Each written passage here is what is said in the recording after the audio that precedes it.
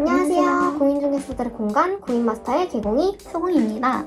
저번주 영상에서는 공인마스터 멘토님들의 공부 Q&A 인터뷰를 보여드렸는데요. 혹시 이 영상 아직 안 보신 분들은 당연히 없겠죠?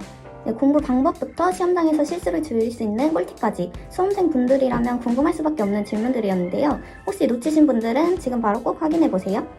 개공씨, 그럼 이번 주 영상에서는 어떤 내용들이 있었죠?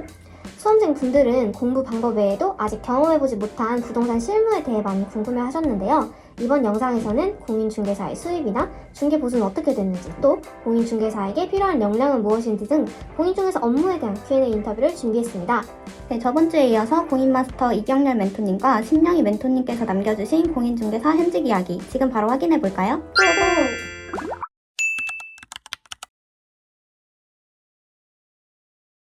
법인 사무실이나 좀 대형 중개사무소 같은 경우에는 내부 규정을 정해놓고 체계적으로 좀 출퇴근 관리를 하고 있는 걸로 알고 있어요. 휴무도 마찬가지고요.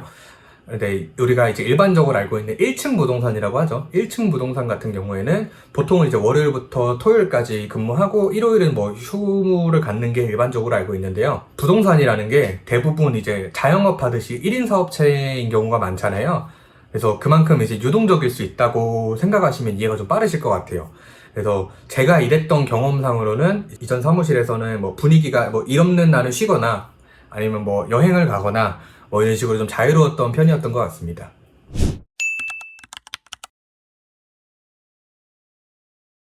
저한테도 스스로 묻고 싶어지는 질문이네요. 진짜 처절하게 공부했지만 이제 그렇게 노력했을 때 제 모습을 이제 어느새 잊고 그냥 뭐 그럴 때가 있었지 정도의 이제 자기 위로식의 마음가짐으로 살게 되는 게 좀 많이 달라진 것 같아요. 공부는 이제 공부로서의 의미도 있었지만 제가 이제 무언가 몰두하고 도전하고 이런 데 있었어도 제 인생에서 봤을 때 정말 큰 의미가 있었는데 이제는 뭔가 안주하고 좀 머무는 데에 기준을 두고 있는 것 같아서 좀 반성하게 되네요. 같은 점이 있다고 하면은 희망이라고 생각해요.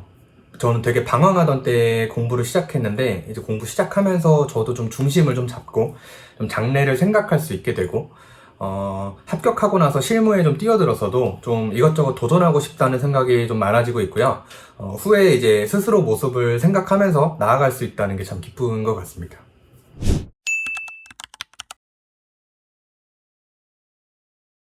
제가 공부를 하면서도 막상 실무를 시작했을 때 수입이 되게 궁금했어요, 저도. 근데 아무리 찾아봐도 뭐 천차만별이다 뭐 이런 답변밖에 없더라고요. 근데 또 이제 겪어보니까 그게 맞는 것 같아요. 천차만별이라는 게 맞는 것 같고, 같은 사무실에서도 뭐 누구는 많이 벌고 누구는 적게 벌고 이런 게 확실하니까 이게 딱 정립하기가 어렵겠더라고요. 그래서 제가 생각한 대답은 이제 어렵지 않게 번다라는 표현이 맞는 것 같아요. 금액적인 면에서도 그렇고 노동적인 면에서도 그렇고요. 좀 잘 받아들여 주신다면 좋겠습니다.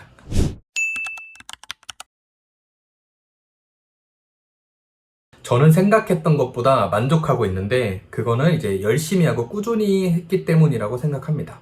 주로 다루는 영역에 따라서 좀 많이 다르긴 하지만 실질적으로는 되게 그렇다고 봅니다. 생각보다 시스템은 단순해서 파악하시는데 크게 어렵지는 않으실 거거든요. 정말 단순하게 이제 뭐 광고하시고 미팅하시고 거래하시고 이렇게 좀 3가지 정도로 나눠볼 수 있겠는데, 이제 정말 중요한 거는 이 과정에서의 수많은 이제 그 변칙적인 상황들을 헤쳐나가는 능력이 사실 가장 중요하다고 생각하는데, 이제 그 부분에서는 이제 도움을 받으실 수 있다고 하면은 실무는 이제 충분히 겪으면서 배울만 하다고 저는 생각합니다.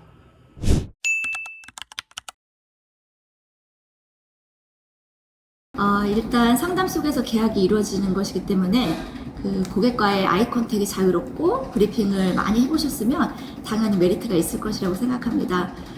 하지만 계약의 최종 클로징이 잘 되어야지 되기 때문에 본인의 부동산 지식이나 영업력 그런 것들이 매우 중요하다고 생각합니다. 공인중개사 자격증 외에도 부동산 관련 그 자격증을 따두시는 것도 좋은 방법이라고 생각합니다. 은행원 출신이라고 남겨주신 게 저는 정말 큰 도움이 될 거라고 생각해요.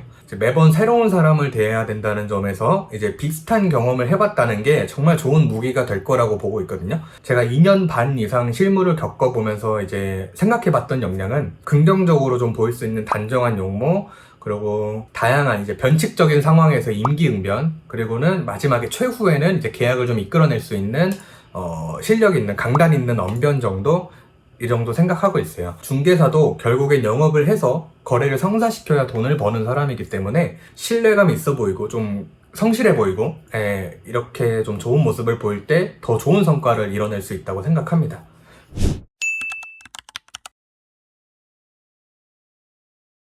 원룸, 투룸, 전월세처럼 이제 중개보수 단위가 크지 않은 경우에는 보통은 이제 최대 한도까지 다 받는 경우가 대부분이고요. 이제 아파트나 토지 거래처럼 단위가 좀 많이 커진 경우도 있잖아요. 그럴 때는 이제 중개보수 적용 기준에 따라서 좀 협의를 하는 경우가 많은 걸로 알고 있어요. 제가 알기로는 한 0.3에서 0.5% 정도 선으로 그렇게 조율이 많이 되는 걸로 알고 있고, 좀 특별한 경우에는 상회할 수도 있겠습니다.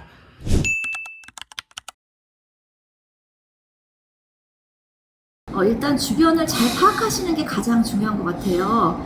아파트의 경우는 아파트의 그 특징이나 옵션, 장점, 세대수, 타입, 평수, 방향 이런 거는 기본적으로 익히시면 좋고요. 상가의 경우에는 주변 입점하지 않은 업종을 파악하거나 또 임대료 등을 사전에 파악을 해두시는 것이 좋은 것 같습니다.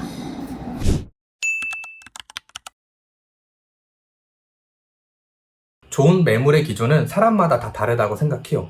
이제 기준이 다 다르고 그리고 관점이 다 다르기 때문에 그래서 제가 생각한 거는 이제 객관적인 시각에서 보면 어떨까? 객관적으로 좋은 매물은 이제 대부분의 사람들이 봤을 때도 좋게 느껴질 거라고 생각하거든요.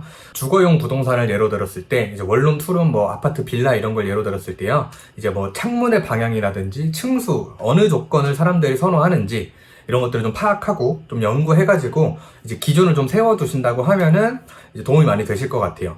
물론 이제 중개인 입장에서는 좀 부족한 조건들이 있다고 하더라도 이제 그것보다는 더 이제 긍정적인 장점들을 자연스럽게 어필하는 능력도 함께 겸비한다면은 더 좋을 것 같습니다.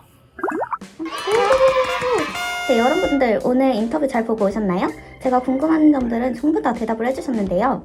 이 영상을 보시는 분들의 궁금증이 아직 해소되지 않았다면 공인마스터 카페 멘토 1대1 게시판에 질문을 남겨주시면 현직자 멘토님들이 직접 답해주고 계시니까요. 궁금한 점이 있으시다면 공인마스터 카페에서 물어보세요. 네, 오늘 저희가 준비한 영상은 여기까지고요. 오늘 영상이 도움이 되셨다면 구독과 좋아요 눌러주세요. 안녕!